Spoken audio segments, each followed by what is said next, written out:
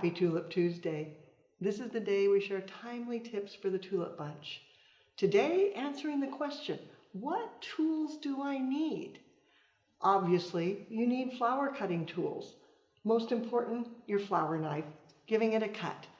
Some people prefer to use a bunch cutter or a flower scissor.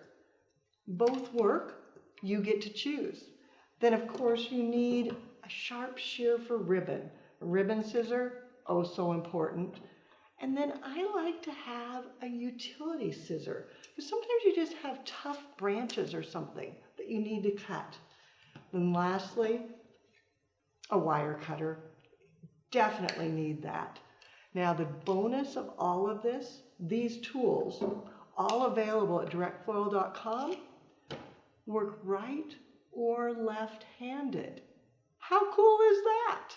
Now you know the tools that the pros use.